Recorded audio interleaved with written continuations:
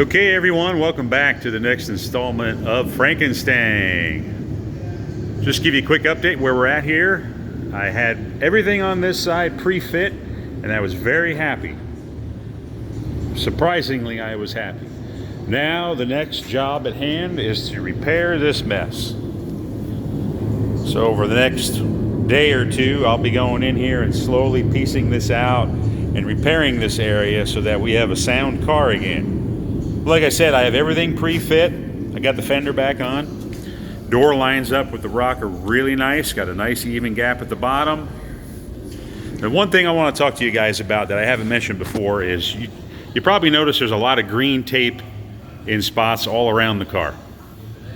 And what that is, this is real important to anyone, good information for you guys if you're going to start tackling these type of jobs by yourself. You want to take note of alignments, gaps, where things fall before you ever take a car apart. And here's a good example. You can see here, if you can read my tape, that's where the edge of the quarter panel is on the trunk lid. So that way I know when I put the trunk lid back on, it has to line up with that edge, or since I haven't taken the trunk lid off this car, my quarter panel has to line up with that edge. If we go over to this side, you can clearly see I've got the same thing over here.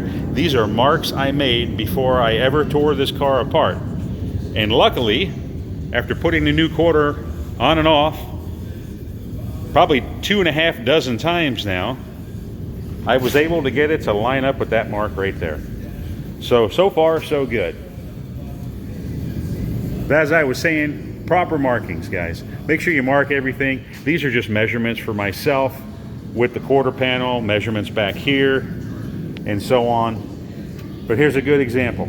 If you're gonna paint this car, you're gonna put this car back together, and you don't pay attention to certain things when you're taking it apart, you're gonna put it back together and have the same problems you had before. Here's a perfect example of that. You can see on my tape here, it says move mirror. Well, what we have is that vent window, you can't open it. It only opens so far and it hits the mirror. So somebody mounted that mirror in the wrong spot, because I highly doubt Ford put the mirror in the way of that window. As we move forward here, you can kind of see the camera's picking up a weird gap, but it is kind of a weird gap. And if you come down here, again, this is tape that I put on the car when it first rolled in here. And it says inconsistent gap. And as we follow up, you can see the gap goes tight, gets fat, goes tight, gets fat. It's just all over the place.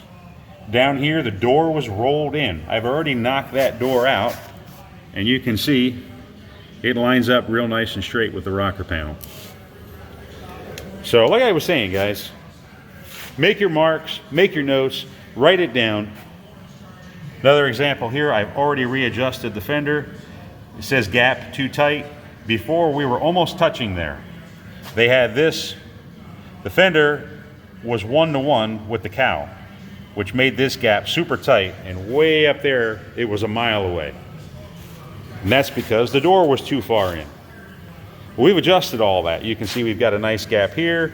If you remember in a previous video, I said the door was actually hitting the pillar back in there. If you look in there now, you can actually see a gap. But all sorts of markings. Markings up here. We got a crack in the lead. This all has to be dug out. We have a rough edge all the way across the top there. This was my notation for the wave and the roof, as I mentioned to you guys, that we're pretty much going to have to leave alone.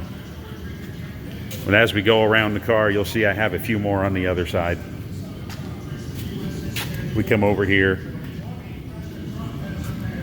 Another example of stuff you want to attend to before you paint the car, before you do any body work, is missing the clips here and here.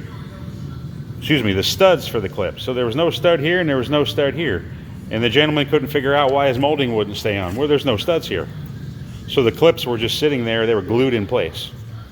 This tape marking here is a reference for myself that if we proceed with this side of the car in repairing the damage that's behind this quarter panel, I'm actually going to cut that area out first as a window, because I know when I look from behind there, this side looks just like that side.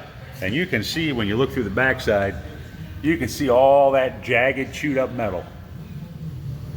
I know we have the same thing over here. So before I would ever cut this quarter off, again, if we proceed, I will cut a window out of there and inspect the damage. More markings, tape down there. We have another edge. If you can make it out on the video here, it says it's rolled in, and it is. If you come up here, you can kind of see the door is really far in compared to the rocker panel. See how that rocker panel is sticking way out until you get up there. So there's another example of this car not being lined up properly. In order for me to fix that, I've got to bring the door out. Well, if I bring the door out, it now won't line up with the quarter panel. So that tells us that that quarter panel and the rear part of that rocker, something's not right. We may never get to this side. Moving forward, again, more tape. I've already addressed this. It says the edge was too high with the door.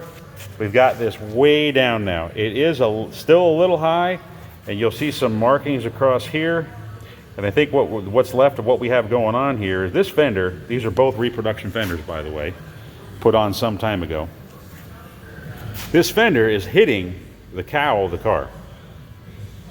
So it won't allow this edge to drop down. It actually drives it up. As it hits the cowl here in the A-pillar, it drives the fender up. So I'm going to come in here, I'm going to slice this out, and then re-weld this edge farther back to give us a bit of a gap, because you don't want this metal touching. And in doing that, it's going to drop this part of the fender the rest of the way so that we have a nice smooth line right here. And like I said, just moving forward, you can see I haven't really touched the rest of the car. Because of the damage I found on the driver's side, I'm not sure how much farther we're going to go with this car once I get that side done. So, like I said, just wanted to give you a quick update. I'm going to start working on this disaster over here. We'll keep you updated with that. We'll show you pictures and video of how it turns out. And then after we fix that, we have to repair this. Hard to pick up on the camera, but this piece is from a different car. And that bottom structure was rotted away. This was barely welded, and you can see it's really chewed up down there. But all over here, you can see all that rust in there. This is inside the car, and it has that much rust on it. That shows you that you had water infiltration, and really this is all the weld we had. We had one spot of weld, sorry about that, here, one weld here, and a little weld here, holding that entire section, 3 little welds.